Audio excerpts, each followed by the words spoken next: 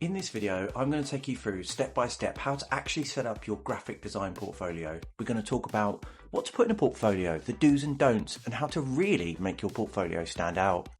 So first question, what even is a portfolio and why do you need it? Well, your portfolio is a showcase. It's your shop window. It's a way for you to show a viewer what you are, what you do, and what you specialize in. So where do you actually start with your portfolio? Well, it's pretty simple. You start with three sections, three main parts of your portfolio. That's your start, that's your middle, and that's your end. So ideally you want to be looking at your strongest pieces. So this kind of stuff comes before anything along the way, color or branding or style. It starts with your three strongest pieces. You need to use a benchmark.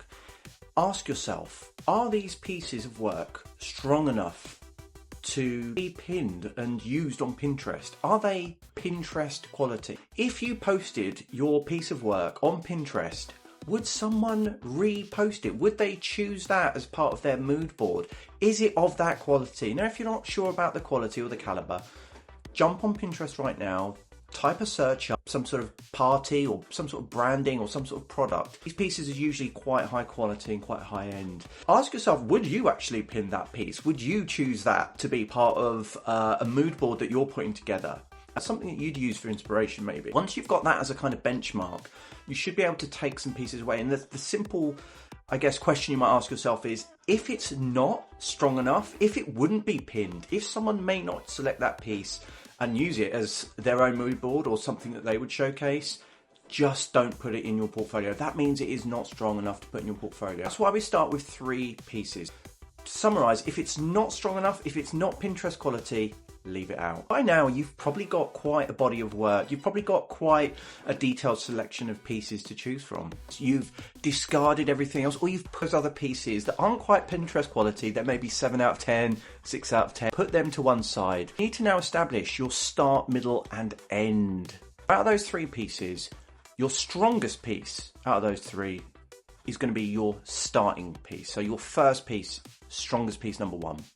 Your second strongest piece is going to be piece number two. That's going to go in the middle. And of course, you're going to finish with your third strongest piece. So you're starting with a really strong piece in the middle, and a really strong piece in the end. Now, these are possibly subjective. You might choose something that someone else would choose, but ultimately, it is down to you to select those kind of final pieces. A 3-page portfolio doesn't really have a lot of depth to it in terms of what a viewer might be looking for. So you are going to need to beef it out a little bit. You're going to max it out a little bit. You need to have a bit more of a story to tell in your portfolio. Now that's quite easy to do. Let me explain. Now remember those other pieces that we put to one side, the 7 out of 10s, the 8.5 out of 10s? We're now going to bring those back. So these are what we call a filler piece.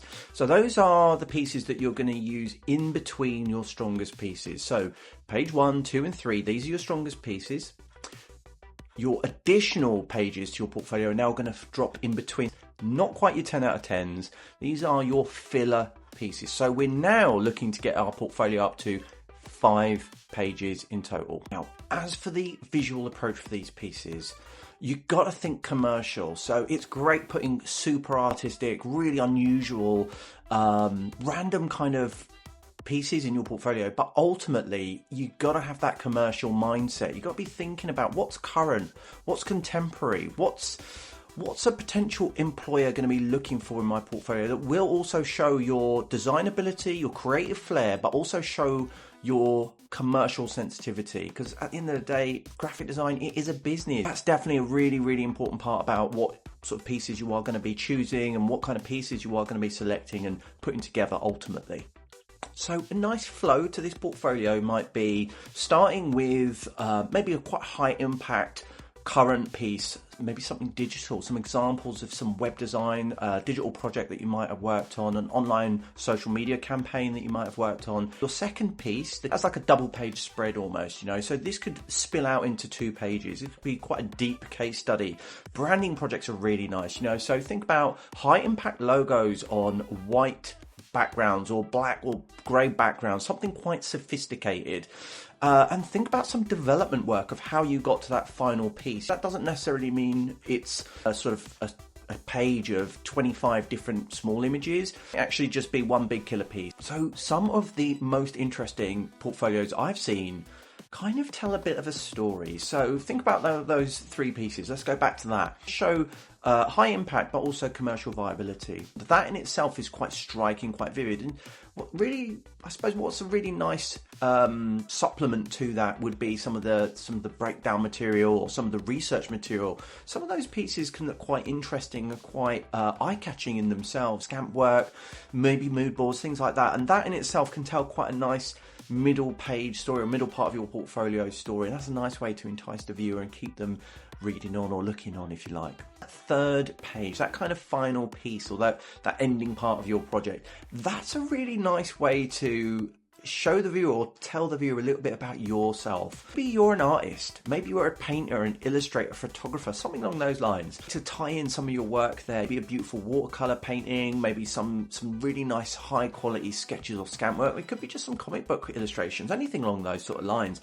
And what the sweet spot is, the secret sauce there is turning artistic elements and things of that nature into graphic elements, and that in itself is quite powerful. It's a high value, high caliber part of a portfolio to showcase your own brand, your own tone of voice, your own input into that final piece can really showcase the viewer something about you, and they might actually see something in that portfolio that you maybe discredited or didn't necessarily think was that viable, and that might actually be the difference between you being selected and someone else. So really importantly with your portfolio is don't overthink it. You know, you don't need to have essays of information about every single project. You don't need to have 20-minute conversation about every single piece. You do need to keep it very clear, very concise, very punchy and catching, you know, and very topical. This is, I think, probably the most important key points to remember about putting your portfolio together.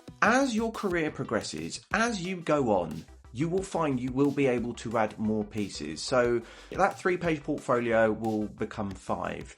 5 will become 7, and so on and so forth. You will be able to keep adding, ideally 2 at a time if you can. You can go through that complete portfolio overhaul, but you want to do a little and often, and attention to detail. Now, you know about proofreading, so you kind of want to do the same, a bit of a quality control check with your portfolio. Not a lot of people talk about that, but slightest flaw, the slightest mistake, the slightest blemish can really detract from some of the high value, high impact pieces that you're showing in your portfolio. So you do need to go through it with a fine tooth comb and make sure there are no flaws, there's no glaring mistakes, and there's nothing that you are leaving to chance in that portfolio. Once you've got your portfolio finalized and you've scrutinized each piece and they are of the standard and caliber that you expect, you now need to decide, how are you going to showcase this? I mean, years ago, you'd have printed off every piece, you'd have this beautiful book,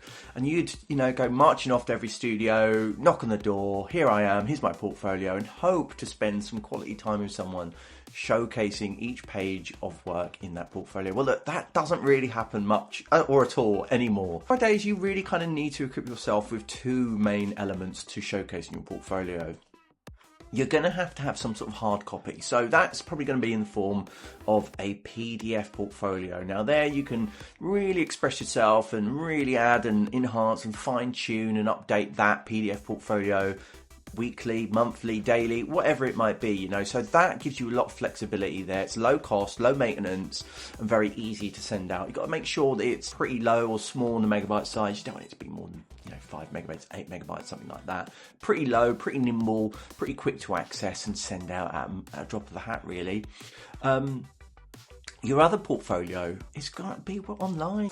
I've met with some people and asked them to show me their portfolio, and how it comes to mobile phone, swipe, here's my portfolio, it's on Instagram. Look, Instagram's great, it's definitely the way forward for certain industries and sectors, but as a graphic designer, that's just not cutting it for me. No, your portfolio needs to be on some sort of website. You don't have to go through the trouble of finding an online, AI-based website generator that's going to be your portfolio. You don't need to do any of that. There's loads of low cost, even free to use online platforms that you can use to upload your pieces, your project work. Behance, look, I'm not sponsored by Behance. I've got no relationship with them at all.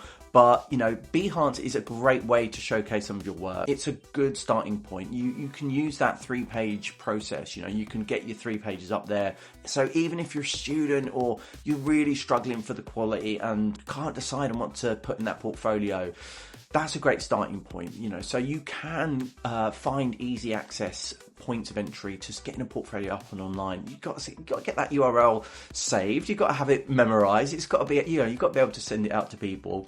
There's no point having a conversation with someone. They ask you on the spot, on the fly, you know, what's your website, and it's too long to remember, or it's too, you know, convoluted. You've got to be able to send that out at a moment's notice. So have it somewhere that's accessible and easy to just fire out and ping out to someone, because you never know when you meet someone and how important that conversation is going to be to really sort of exchange your portfolio and get your visual identity out there to people. It's your brand, it's you at the end of the day. So have it ready to go, have it ready to fire out.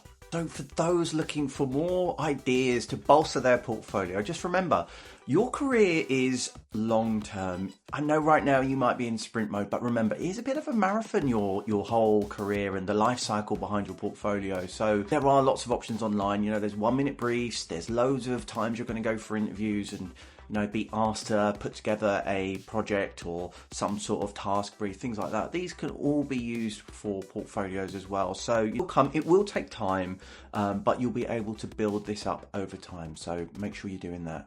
I really hope you've enjoyed the video. If you have, drop me a like or drop some comments below and let us know how you're getting on with your portfolio or any ideas you might have. Let's help each other out and share some ideas, and let's give people a helping hand.